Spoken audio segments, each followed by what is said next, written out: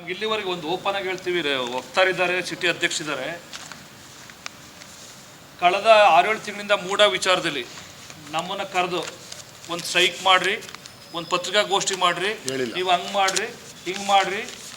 ಏನು ಸರ್ ಅಧ್ಯಕ್ಷರೇ? ಇಲ್ಲ ಹೇಳಿಲ್ಲ. ನೋ, ಯಾವುದೇ ವಿಚಾರ ತಗೊಂಡಾಗ ನಾವು ನಿರ್ಧಾರ ತಗೊಂಡಾಗ ಯಾರಿಗೂ ಹೇಳಿಲ್ಲ, ಪಾರ್ಟಿ ನಿರ್ಧಾರ ತಗೊಂಡಿದೆ. ಇನ್ನೊಂದು ವಿಚಾರ ಬಂತು, ಲಕ್ಷ್ಮಣ್ ಅವರು ಹೇಳಿದ್ರು, ಸಿದ್ದರಾಮಯ್ಯವ್ರಿಗೂ ಡಿ ಕೆ ಶಿವಕುಮಾರ್ ವಿಚಾರದಲ್ಲಿ, ಮೂಡ ವಿಚಾರದಲ್ಲಿ ಇವ್ರನ್ನ ಟಾರ್ಗೆಟ್ ಮಾಡ್ತಾ ಇದ್ದಾರೆ. ಮುಖ್ಯಮಂತ್ರಿಗಳ ಮೇಲೆ ಭಾರಿ ದೊಡ್ಡ ಮಟ್ಟದ ಕಾನೂನಾತ್ಮಕವಾದಂಥ ಅಲ್ಲೇ ಆಗ್ತಾ ಇದೆ ಅನ್ನೋ ಕಾರಣಕ್ಕೋಸ್ಕರ D K Shivakumar first war start ಮಾಡಿದೆ. ಅವರು ಅವ್ರ ನೇತೃತ್ವದಲ್ಲೇ ಬಂದಿದ್ದ. ಅಲ್ಲಿಂದ ಫಸ್ಟು ಬಿಡದಿಲಿ ಸಭೆ ಸ್ಟಾರ್ಟ್ ಆಯಿತು. ಅದಾದಮೇಲೆ ರಾಮನಗರ, ಅದಾದಮೇಲೆ ಚನ್ನಪಟ್ಟಣ, ಆಮೇಲೆ ಮಂಡ್ಯ, ಮದ್ದೂರು, ಲಾಸ್ಟ್ಲೇ ಮೈಸೂರು.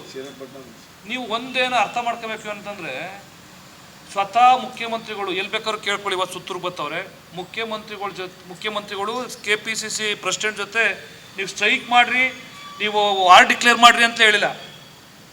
ಒಂದು ಲಾಸ್ಟ್ಗೆ ಅಲ್ಲೆಲ್ಲ ನಡೆದಂಥ ಪ್ರತಿಭಟನಾ ಸಭೆಗಳಲ್ಲಿ ಮುಖ್ಯಮಂತ್ರಿಗಳು ಪಾಲ್ದಾರಿಕೆಲ್ಲ, ಮುಖ್ಯಮಂತ್ರಿಗಳು ಆಬ್ಸೆಂಟ್. ಕೊನೆ ಇಲ್ಲಿ ನಾವು ಮಾಡಿದ್ವಲ್ಲ, ಪಾರ್ಟಿ KPCC ಮಾಡ್ತಲ್ಲ, ಏನು ಶಿವಣ್ಣ, ಮಹಾರಾಜ ಕಾಲೇಜ್ ಗ್ರೌಂಡಲ್ಲಿ ಪಾರ್ಟಿ ಮತ್ತೆ ನಾವೆಲ್ಲ ಕರೆದಿದ್ದಕ್ಕೋಸ್ಕರ ಅವರು ಭಾಷಣ ಮಾಡಕ್ಕೆ ಬಂದಿದ್ರು. ನಾವು ಸತ್ಯ ಹೇಳ್ತೀನಪ್ಪ ವಿತ್ ದಾಖಲೆಗಳ ಮೂಲಕ ನಿಮ್ಮ ಪ್ರತಿಭಟನಾ ಸಭೆಯಲ್ಲಿ ಬಂದು ಸತ್ಯ ಹೇಳ್ತೀನಿ ಅಂತ ಹೇಳಿದ್ರು. ನೀವು ಕೇಳಿದ ಪ್ರಶ್ನೆಗೆ ನನ್ನ ಈಗ ನಾವು ಒಂದು ಡಿಸೈಡ್ ಮಾಡ್ತಾ ಇದ್ದೀವಿ, ಇಡೀ ವಿಚಾರದಲ್ಲಿ ಪಾರ್ಟಿ ಸೀರಿಯಸ್ ಆಗಿ, ಯಾಕೆ ಅಂತಂದರೆ ಇದು ಕೂಡ ಇಡಿ ಅವ್ರು ಮಾಡ್ತಾ ಇರೋದು ಈಗ ಸ್ಪಷ್ಟನೆ ಆಗಿದೆ. ಇಡಿ ವಿಚಾರದಲ್ಲೂ ಕೂಡ ಪಾರ್ಟಿ ಭಾರಿ ಗಂಭೀರವಾದ ನಿರ್ಧಾರ ತಗೊಳ್ಳೋಕ್ಕೆ ನಾವು ಪ್ಲ್ಯಾನ್ ಮಾಡ್ತಾ ಇದ್ದೀವಿ. ನಾವು KPCC ಅಧ್ಯಕ್ಷರ ಜೊತೆ ಮಾತಾಡಿ ನಿನ್ನೆ ಏನು ಇಡಿ ಬಿಡುಗಡೆ ಮಾಡಿದೆ ಮಾಧ್ಯಮದಲ್ಲಿ, ಈ ವಿಚಾರದಲ್ಲಿ ಮೈಸೂರು ಜಿಲ್ಲಾ ಕಾಂಗ್ರೆಸ್ ಮತ್ತು ನಗರ ಕಾಂಗ್ರೆಸ್ ಸಮಿತಿ ರಾಜ್ಯಾಧ್ಯಕ್ಷರ ಜೊತೆ ಮಾತಾಡಿ ಈ ವಿಚಾರದಲ್ಲಿ ರಾಜ್ಯದಿಂದ ಯಾವ್ದಾದ್ರು ಒಂದು ದೊಡ್ಡ ಮಟ್ಟದ ಹೋರಾಟವನ್ನು ಆರಂಭ ಮಾಡಬೇಕು ಅಥವಾ ಮೈಸೂರು ಭಾಗದಿಂದ ಹೋರಾಟ ಆರಂಭ ಮಾಡಬೇಕಂತ ನಾವು ಡಿಸೈಡ್ ಮಾಡ್ತೀವಿ. It is not connected with the chief minister government chief, but party chief party president ಇರ್ತಾರೆ.